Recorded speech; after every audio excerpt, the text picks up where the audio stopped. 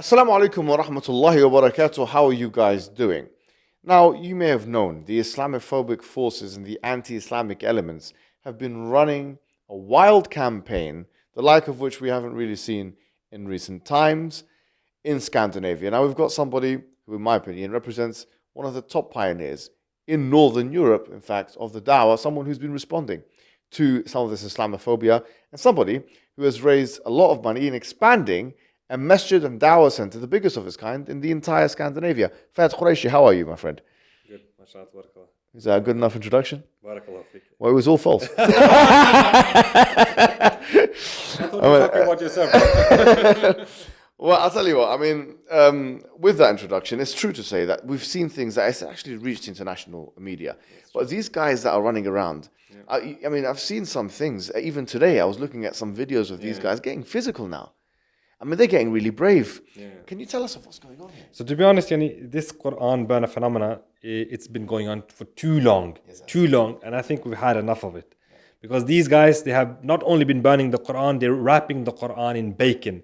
And they're throwing the Qur'an out on the streets and doing all kinds of dirty things with it. They've been assaulting people, haven't they? Yes, exactly. And when people are standing up against these guys and telling them that this is racism, this is Islamophobic, it's not acceptable to do that, they actually get physical with them. Yeah, they come with this spray paints and they spray paint people in the face. In the face, bro. Can we take a look at some video that we can put and then react in kind? All right.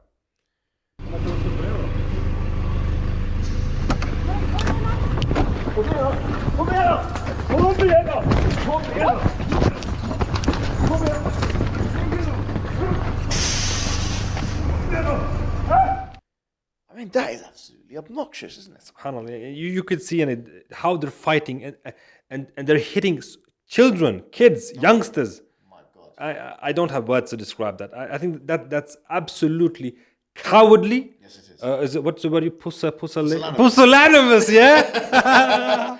Well, I mean, absolutely, it's pusillanimity, and I have to say, it's something which I don't expect would happen if he was confronted by someone of any kind of stature, either intellectually or conversationally. And I think it's about time, isn't it, that we confront this man. It has to be done now. We can't be just sitting back, relaxing, watching this guy come and burn the Qur'an and insult the religion of Allah and not confront him. Yes. Let's find this dude and confront him. Let's do it in a way which is legal, which doesn't break any laws of the, Norway or anything like that, or doesn't show any additional emotionality. This is an intellectual warfare, isn't it? Intellectual debate. Intellectual debate. Let's see if he can hold his own. And in fact, we're going to find this individual, and I don't think he's going to be able to put much of a fight because he's a scoundrel, quite frankly. To me, and you're a ruffian, a scoundrel, a thug. All this thuggery, and this pusillanimity, this obsequious individual who will be, I think, annihilated intellectually in the most ravaged way possible. But I will say this, that I think the people here who have been helping us and helping the Dawah Center, the expansion of the Masjid and the Dawah Center, they're to be thanked, aren't they? Absolutely.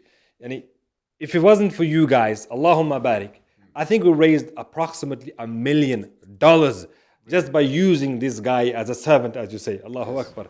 Whenever he's burning the Qur'an and you guys, you just loyal to the deen of Allah, comes and putting money forward for the sake of Allah, for the establishment of the deen of Allah subhanahu wa ta'ala in this very country where he's burning the Qur'an, that's bringing glory to the religion. Allahu Akbar. Allahu I think Akbar. you said it right. They are the loyalists, which is why they're going to continue being the loyalists, the consistent loyalists, by making sure that we we are not the impossible subject as Muslim people, and that our children and our great-grandchildren are not the impossible subject, that we're fighting back intellectually through a media perspective, because social media is the greatest hack of the modern age for the Muslim people, isn't it? Exactly, brother.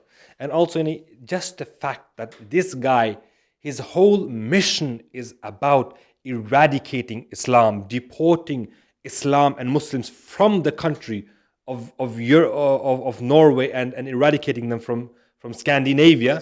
And here we are coming and we're establishing the deen of Allah. We're building Masjid. And the religion of Islam is spreading because of his very burning of the Qur'an. Allahu Akbar. Reading a kitab of 𝙗𝙪𝙞𝙀𝙧, 𝙗𝙪𝙞𝙀𝙀, and Ibn al-Qayyim mentions in great detail that sometimes you can have an evil force which produces a positive result. And he mentions the devil, the shaitan. He also mentions negative people like Fir'aun and so on. And the pharaohs of today, people like this individual and people like the ones who burn the Qur'an, try and desecrate our holy book and disrespect the Muslim community, yes, we are going to respond. And we're going to respond in a manner which is going to be befitting and appropriate and proportionate, and it's going to be, actually, I think, annihilatory. But from that perspective, I say, it's your turn to also respond. No, you're not passive spectators watching these videos in a home and relaxing in luxury. No, you are also part of the soldiers of Allah, the intellectual soldiers of Allah. Yes, they won't like this kind of phraseology. I know they won't, but it's something which is intellectual manner. And the kind of jihad or the struggle is a monetary one, a charitable one, an intellectual one, which is why you must click that link below, because that will prove that we, the Muslim community, can stand together in unity. And as the loyalists at home are going to be doing, work together as well in this noble cause. Click the button below, and wallahi, in this very holy month of Ramadan, imagine how much rewards you'll get, not just for this month, but for the rest of your life. Tell them, Mafahad. Yes, and the Prophet ﷺ said, whoever builds a masjid for the sake of Allah, Allah will build for him a house in Jannah.